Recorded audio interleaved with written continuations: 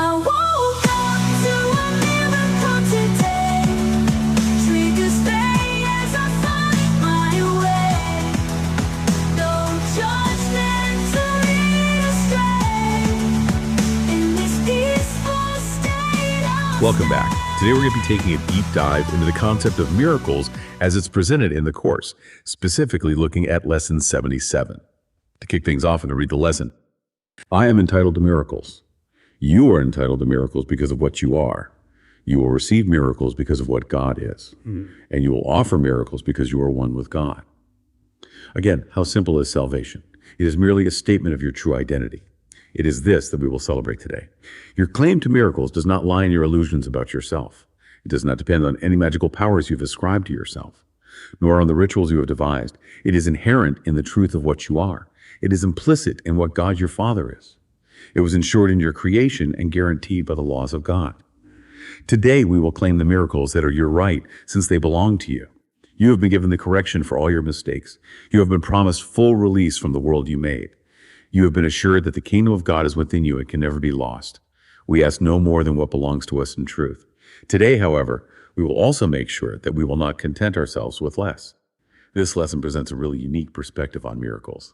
It does. I think one of the first things that jumps out from this lesson is how the Course really reframes what a miracle is. It's not necessarily about, some external event or a huge spectacle.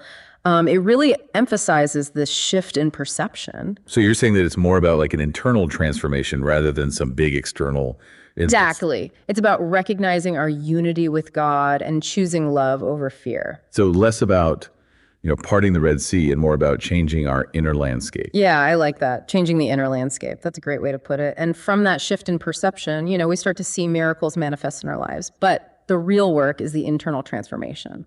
The lesson also talks about offering miracles because we are one with God. I think the lesson is pointing to this idea that as we align with love, as we become more connected to that divine source within us, our actions become expressions of that love. They become reflections of that divine connection. And that's what the Course calls a miracle. Okay. And the Course specifically highlights forgiveness and compassion as powerful tools for healing. These are ways we can offer miracles to ourselves and to others. So could you give me an example of what this might look like in a real life situation? Of course. Let's say someone is holding on to a lot of resentment toward a family member.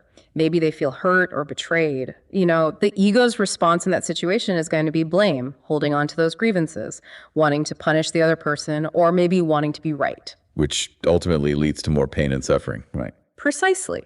And that's where the miracle comes in. The miracle in that situation would be choosing forgiveness. Forgiving that person, even if they maybe haven't asked for forgiveness, even if they haven't acknowledged what they did. Yeah, not because they necessarily deserve it, but because choosing forgiveness offers us freedom from that suffering.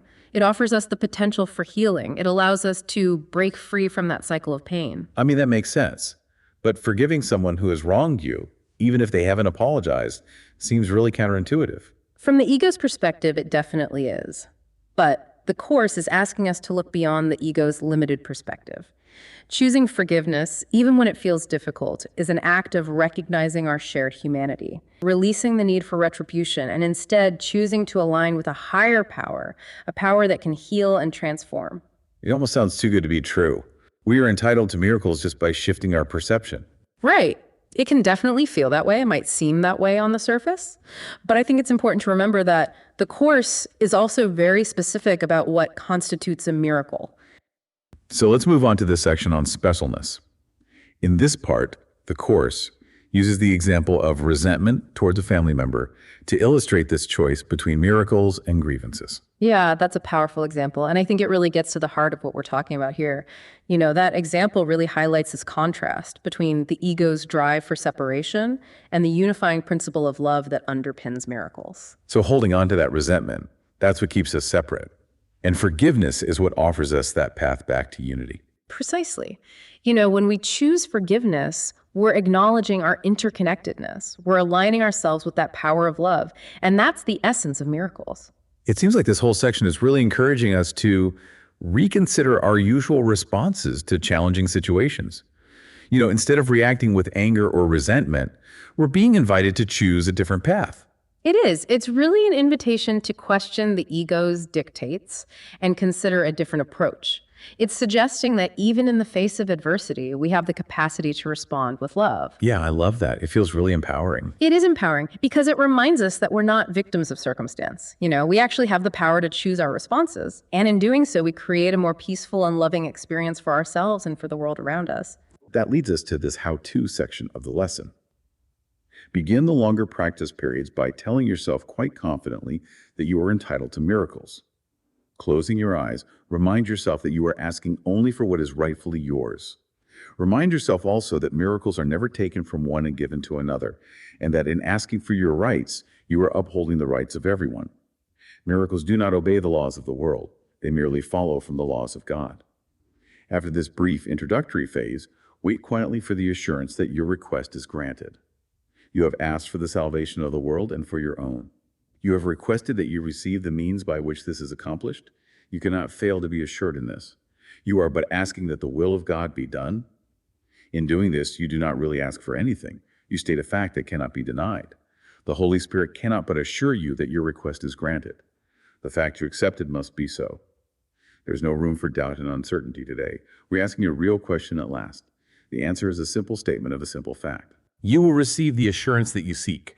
Our shorter practice periods will be frequent and will also be devoted to a reminder of the simple fact. Tell yourself often today, I am entitled to miracles. Ask for them whenever a situation arises in which they are called for. You will recognize these situations. And since you are not relying on yourself to find miracles, you are therefore fully entitled to receive them whenever you ask. Remember, too, not to be satisfied with less than the perfect answer. Be quick to tell yourself, should you be tempted. I will not trade miracles for grievances. I want only what belongs to me. God has established miracles as my right. Unquote. This section really emphasizes our inherent right to miracles. It's saying that we don't even need to ask for them. They're already ours. Right.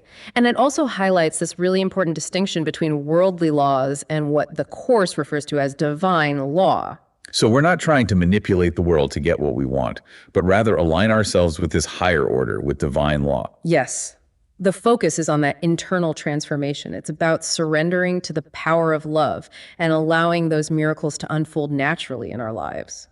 You know what really resonated with me in this section is that instruction to wait quietly for the assurance that your request is granted. To me, that speaks to this deep trust in a higher power. It does. It underscores the idea of surrender, of relinquishing our need to control the outcomes. And it also speaks to this deep knowing that we are always supported, even when we don't see immediate evidence of it. It reminds me of that concept of faith, believing even when we can't see the proof. Exactly. And the Course talks a lot about faith. It encourages us to trust in the unseen, to trust in that power of love that transcends our limited perception. Another line that really stood out to me is, I will not trade miracles for grievances.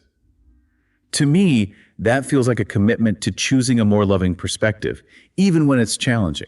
It is. It reflects this choice to prioritize inner peace over the ego's drive for retribution. The ego wants to be right. It wants to punish. It wants to hold on to those grievances. But this line is saying, no, I'm choosing something different. I'm choosing love. I'm choosing peace. I mean, it's definitely a challenging perspective. It's so easy to fall into that trap of wanting to be right, even when it causes suffering. It is. But the Course is encouraging us to question those deeply ingrained beliefs and consider a different path rooted in love and forgiveness. And the lesson ends with this powerful statement. God has established miracles as my right.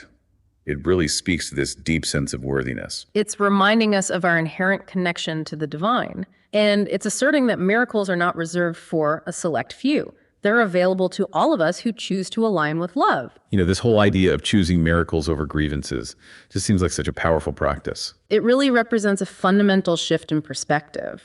It's about redefining what a miracle actually is.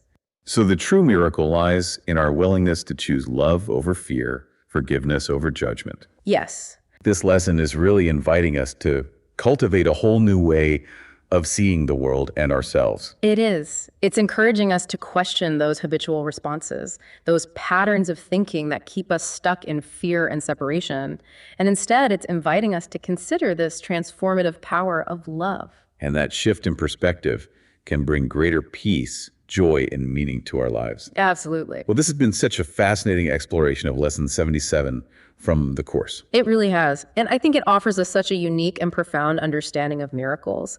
And I hope it encourages everyone listening to consider the possibility of experiencing those miracles in their own lives. Yes.